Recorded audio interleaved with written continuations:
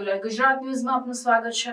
ગત તારીખ 2/1/2025 રોજ ઘનશ્યામ એમ વસાવા ઉપર સુરવાડા ગામમાં જીવલેણ હુમલો કરવામાં આવ્યો।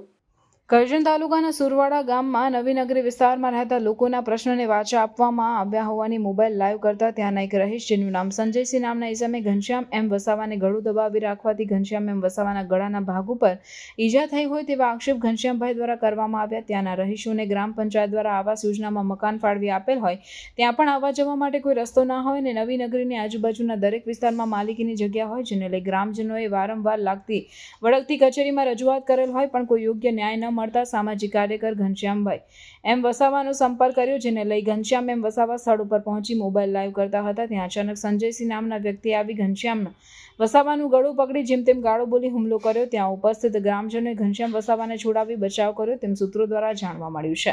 નવીનગરી વિસ્તારના લોકોને આશરે 30 વર્ષથી સમસ્યા છે। અગાઉ રહી ચૂકેલા સરપંચે રસ્તો પોતાની માલિકીમાંથી આપેલ હતો। હાલ નવીનગરી વિસ્તારમાં રહેતા લોકોને અવરજવર કરવા માટે કોઈ રસ્તો છે નહીં, જેથી નવીનગરી વિસ્તારમાં રહેતા લોકોને કોઈ મૃત્યુ પામેલ હોય કે અન્ય કોઈ સમસ્યા હોય પણ અવરજવર માટે પરમેનન્ટ કોઈ સરકારી રોડ રસ્તો નથી, જેથી ઘણી તકલીફ પડી રહી છે। સ્થાનિક રહીશો દ્વારા જાણવા મળેલી માહિતી અનુસાર એક મહિલા પ્રેગ્નેન્ટ હોવાથી 108 વિસ્તારમાં ના આવી શકવાથી રસ્તામાં ડિલિવરી થતાં બાળકનું મૃત્યુ થયેલ હતું તેમ જણાવેલ લોકોએ જણાવ્યું હતું અને ત્યાં રહેતા બાળકોને સ્કૂલ આવવા જવામાં ઘણી મુશ્કેલી પડે છે તેમ જણાવેલ હતું। આ બધી સમસ્યા હોવાની ઘનશ્યામભાઈ એમ વસાવાનો સંપર્ક કરતા ઘનશ્યામભાઈ વસાવા નવીનગરી વિસ્તારની મુલાકાત કરતા ઘનશ્યામભાઈ વસાવા પર હુમલો કરવામાં આવ્યો, જેને લઈ ઘનશ્યામભાઈ વસાવા દ્વારા કરજણ પોલીસ સ્ટેશન ખાતે એટ્રોસિટી એક્ટ મુજબ ગુનો દાખલ કરવામાં આવ્યો। આગળની વધુ તપાસ કરજણ પોલીસ દ્વારા હાથ ધરવામાં આવી છે। રિપોર્ટર દાઉદ દિવાન સાથે કેમેરામેન ફિરોજ શાહ દિવાન, કરજણ। હું લક્ષ્મીબેન વસાવા સરકારી આવાસમાં રહું છું। અમારા બાળકોને સ્કૂલે જવાનો રસ્તો નથી કે અમારે ડિલિવરી કરાવી હોય કે કોઈ અમારે કોઈ વ્યવસ્થા નથી। કોઈક મરી ગયું હોય તો અમારે કહી લેજો, અમારે સ્મશાને જવાનો કોઈ રસ્તો નથી। અમે આજથી 30-31 વર્ષથી આશરે અહીંયા આગળ રસ્તાની કોઈ બંદોબસ્ત નથી, એટલે અમારે અવર જવર કરવું કંઈ રહી નહીં। એટલે અમે સરકારશ્રીને અમે અપીલ કરીએ છીએ કે અમને પ્રાઇવેટ ગવર્મેન્ટ રસ્તો આપે તો અમે તેથી કરીને અમારા બાળકોને સ્કૂલે મોકલીએ, અમારે કંઈ દવાખાને જવું, મૈયત લઈ જવું તો અમને સુવિધા કરી આલો કે સરકારને કે અમને મામલેદાર કચેરીમાં જાય પણ અમને કોઈ એનો ઉકેલ આપ્યો નથી।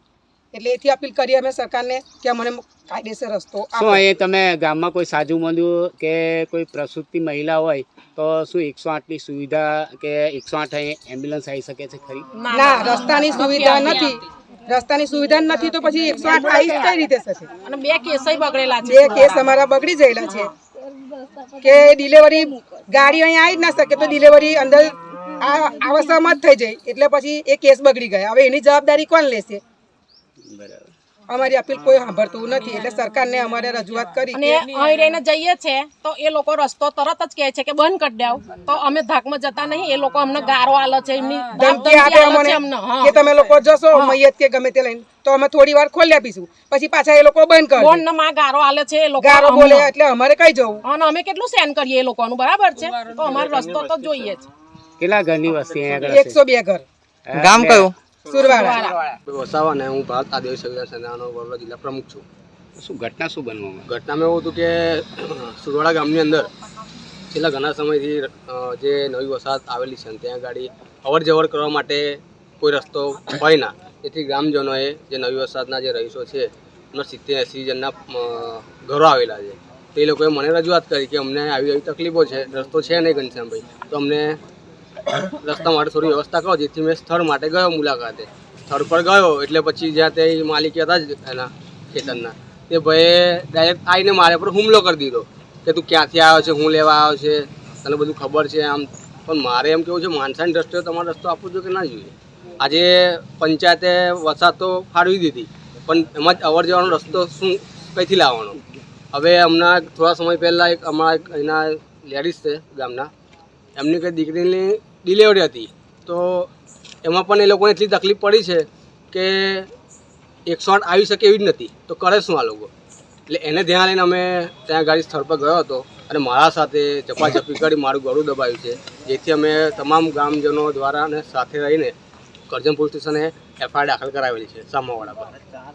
કોણ હતું સામાવાળાનું નામ શું? સંજયભાઈ અમરસિંહ પરમાર કરીને નામ છે। સમાચારોની અવનવી અપડેટ્સ માટે જોતા રહો સેક્યુલર ગુજરાત ન્યૂઝ.